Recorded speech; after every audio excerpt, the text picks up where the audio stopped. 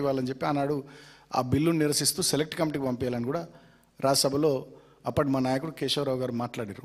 అంటే ఈ విషయం నేను ఎందుకు చెప్తా ఉన్నా అంటే సింగరేణికి సంబంధించి కేసీఆర్ గారి స్టాండ్ కానీ బీఆర్ఎస్ పార్టీ స్టాండ్ కానీ మొదటి నుంచి చాలా క్లియర్గా సింగరేణికి పక్షపాతిగా బీఆర్ఎస్ పార్టీ కేసీఆర్ గారి నాయకత్వం మొదటి నుంచి వ్యవహరించింది. అంతెందుకు మా మాటను పెడచెవిన పెట్టి ఆనాడు కేంద్ర ప్రభుత్వం మొండిగా కొన్ని బొగ్గుబావుల్ని ఆక్షన్లో పెట్టింది, వేలానికి పెడితే జేబీఆర్ఓసి కానీ శ్రావణపల్లి కానీ కోయగూడెం కానీ కేక్6 కానీ వేలానికి పెడితే ఆనాడు కేసీఆర్ గారు 2021 బహుశా సబ్జెక్టు టు కరెక్షన్ డిసెంబర్ నెల అనుకుంటా ప్రధానమంత్రి గారికి లేఖ రాసిర్రు. చాలా స్పష్టంగా మా సింగరేణి కార్మికులు 3 రోజుల పాటు సమ్మెకు పిలుపునిచ్చారు, ఇది సింగరేణిని దెబ్బతీసే కుట్ర. గుజరాత్లో ఎట్లయితే lignite mines Gujarat mineral development కార్పొరేషన్కి ఇస్తున్నారో వేలం వేయకుండా సింగరేణి ప్రాంతంలో కూడా సింగరేణి బొగ్గు బావుల్ని వేలం వేయకుండా మీ ఎంఎండిఆర్ యాక్ట్ ప్రకారమే దాని ప్రకారం చూసుకున్నా కూడా నామినేషన్ పద్ధతులు ఇచ్చుకోవచ్చు అని ఏదైతే పెట్టిరో మీరు దాని ప్రకారం సింగరేణికి ఇవ్వండి అని చెప్పి ఆనాడు ప్రధానమంత్రి గారికి 2021 సంవత్సరంలో కేసీఆర్ గారు లేఖ రాశారు. అంతేకాకుండా మా కేటీఆర్ గారు ఆనాడు పరిశ్రమల శాఖ మంత్రిగా ఉన్నారు. వారు 7వ తేదీ ఫిబ్రవరి 2022 కేంద్ర బొగ్గు గనుల శాఖ మంత్రిగా ఉన్నటువంటి ప్రహ్లాద్ జోషి గారికి కూడా లేఖ రాశారు.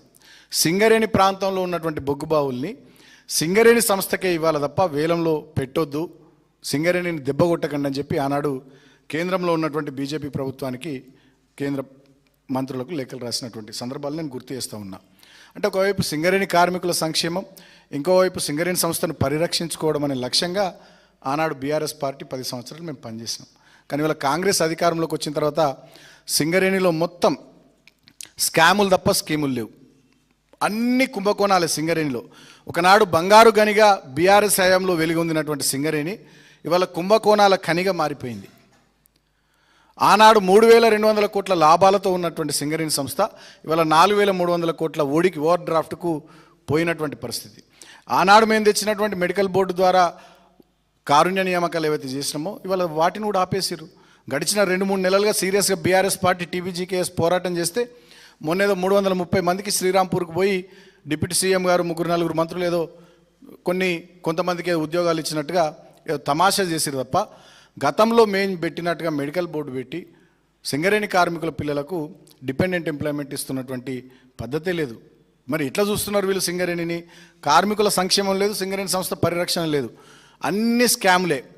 ఏమేమి స్కాములు వీళ్ళు చేస్తున్నది? సైట్ విజిట్ సర్టిఫికేషన్ ద్వారా ఓబీ టెండర్లలో స్కామ్లు. వీళ్ళు అనుకున్న వాళ్ళకే సైట్ విజిట్ సర్టిఫికెట్లు ఇచ్చి వాళ్ళతోనే టెండర్లు వేయించి ఎక్సెస్ టెండర్లు వేయించి డబ్బులు దొబ్బుతూ ఉన్నారు. సోలార్ పవర్ ప్లాంట్లలో స్కాము, అదేవిధంగా జైపూర్ పవర్ ప్లాంట్కి సంబంధించి అదొక స్కాము. 40 లక్షల టన్నుల బొగ్గు, దాని విలువ 1,600 కోట్లు, నిల్వలు ఎక్కడ కనబడతలే. దాని మీద కోల్ సెస్ కట్టిర్రు, ఇన్కమ్ ట్యాక్స్ కట్టిర్రు, మిగతా ఇతరత్ర అన్నీ చేసేసిర్రు. మా నాయకులు హరీష్ అన్న కానీ ఈశ్వర్ అన్న కానీ మొన్న జూన్ నెలలో 7వ తేదీ నాడు రామగుండం గోదావరికానికి పోయినరు. చూపియండి బొగ్గు నిల్వలు మేము చూస్తామని పోతే చూపియాలి కదా, పోలీసులను పెట్టి అడ్డుకున్నారు. 12వ తేదీ నాడు భూపాలపల్లికి పోయినరు, ఆ రోజు పోలీసులను పెట్టి అడ్డుకున్నారు. తర్వాత కొత్తగూడెం పోయినరు, ఆనాడు బొగ్గు నిల్వలు చూపించాలి. మొన్న జూలై 1వ తారీఖు నాడు మా దగ్గరికి వస్తే మందమర్రి శ్రీరాంపూర్ మందమర్రి మేము వస్తామని చెప్పి నేను అధికారులకు మాట్లాడితే వద్దు సార్ మీరు రావద్దు అని చెప్పి అధికారులు మమ్మల్ని రానియకుండా వద్దని చెప్పి పర్మిషన్ ఇవ్వలేరు. అంటే నిజంగానే బొగ్గు నిల్వలు ఆడుంటే చూపించాలి కదా. సింగరేణి ప్రభుత్వ రంగ సంస్థ, 51% రాష్ట్ర ప్రభుత్వం వాటా, 49% కేంద్ర ప్రభుత్వం వాటా. మరి ప్రభుత్వ రంగ సంస్థ, ప్రజలకు సంబంధించిన ఆస్తి, 40 లక్షల టన్నుల బొగ్గు నిల్వలు ఉంటే చూపెట్టాలి కదా. అంటే అదొక స్కాము. తర్వాత ఎక్స్ప్లోజివ్స్, సింగరేణి మైన్స్లో వాడేటటువంటి ఎక్స్ప్లోజివ్స్లో అడ్డగోలుగా దాని రేట్లు పెంచి దాంట్లో స్కాము. తర్వాత డీజిల్ స్కాము, సింగరేణి వాహనాల్లో ఇతరత్ర వాడేటటువంటి డీజిల్ వినియోగంలో పెద్ద ఎత్తున స్కామ్.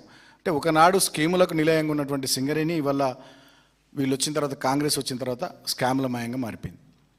అయితే ఇక్కడ ఇన్ని స్కాములు జరుగుతూ ఉంటే ముఖ్యమంత్రి రేవంత్ రెడ్డి గారు సూత్రధారిగా, రేవంత్ రెడ్డి బామ్మర్ది సృజన్ రెడ్డి పాత్రధారిగా ఇప్పటికే 15,000 కోట్ల కుంభకోణాలు జరిగి సింగరేణిలో నైని బొగ్గు బ్లాకుల టెండర్ల వేలం, ముఖ్యమంత్రికి ఉప ముఖ్యమంత్రికి మంత్రుల మధ్య వాటాలు కుదరక గొడవలు పడి ఆ విషయాలన్నీ మేము వాటాల పంపకాల విషయం మేము బయట పెడితే బీఆర్ఎస్ పార్టీ ఆ టెండర్లు రద్దు చేశారు.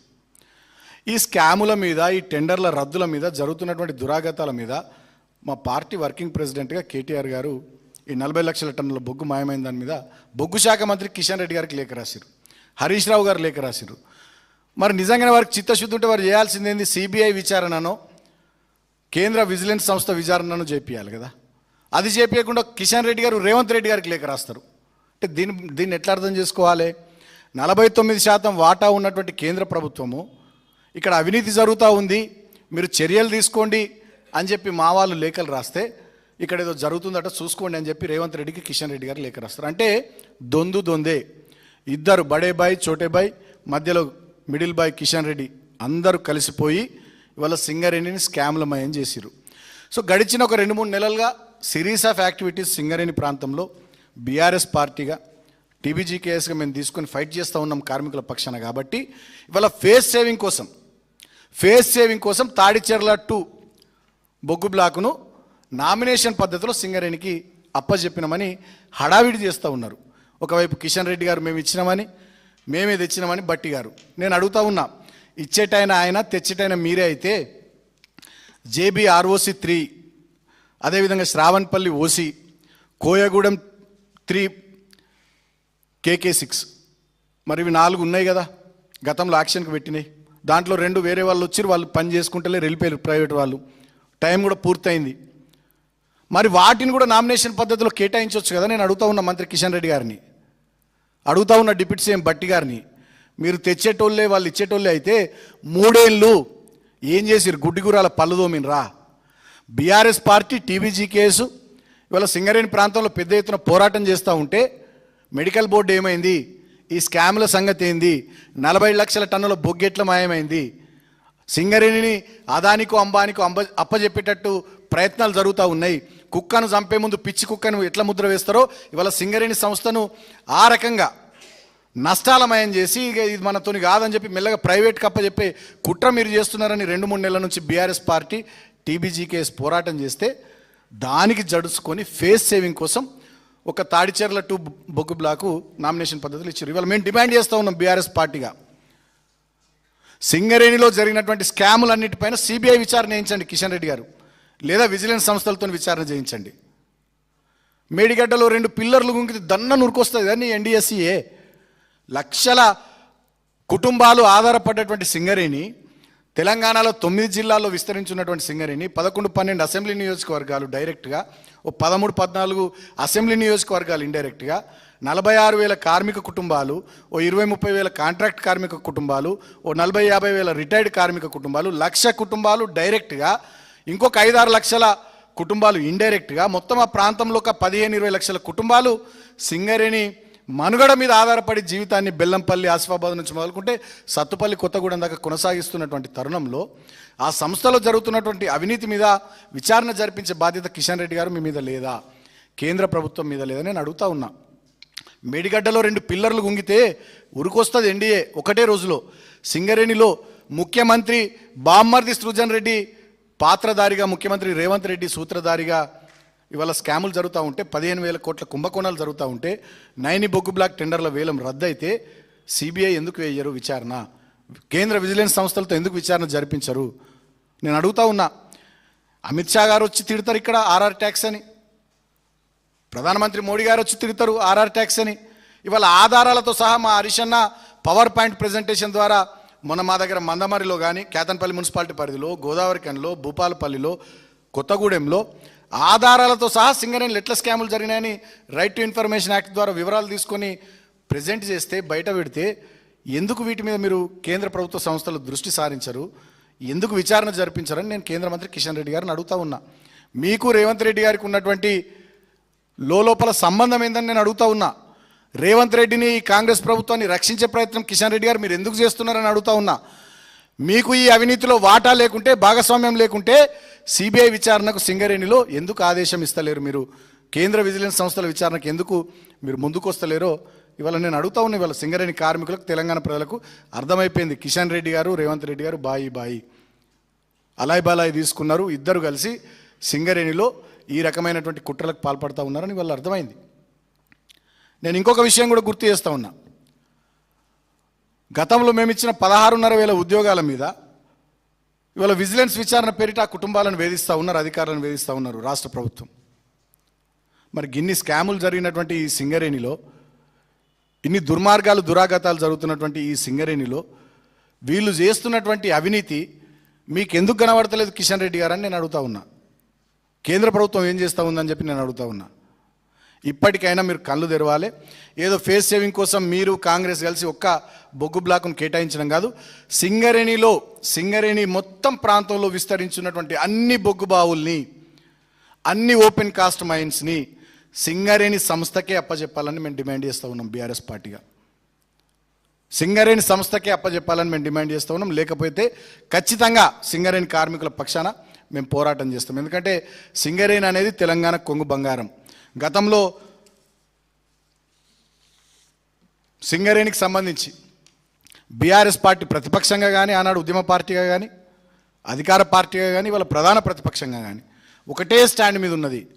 ఒకప్పుడైతే కేసీఆర్ గారు ఎంత దూరం ఆలోచించారంటే సింగరేణిని ఒక గ్లోబల్ ఆర్గనైజేషన్ చేయాలి, ప్రపంచవ్యాప్తంగా దీన్ని విస్తరించాలి, పెద్ద ఎత్తున మైనింగ్ యాక్టివిటీ కాకుండా, కేవలం కోల్ మైనింగ్ యాక్టివిటీ కాకుండా ఇతర అనేక మినరల్స్ మైనింగ్ యాక్టివిటీలోకి ప్రపంచవ్యాప్తంగా దీన్ని ఒక గ్లోబల్ ఆర్గనైజేషన్ చేయాలి, పెద్ద ఎత్తున దీన్ని ముందుకు తీసుకుపోవాలని చెప్పి వారు ఆశించారు. కాంగ్రెస్ ప్రభుత్వం గతంలో ఉన్నప్పుడు 100% వాటా ఉన్నటువంటి సింగరేణిలో 49% వాటా కేంద్రానికి అప్పచెప్పింది ఆనాడు కాంగ్రెస్ ప్రభుత్వం.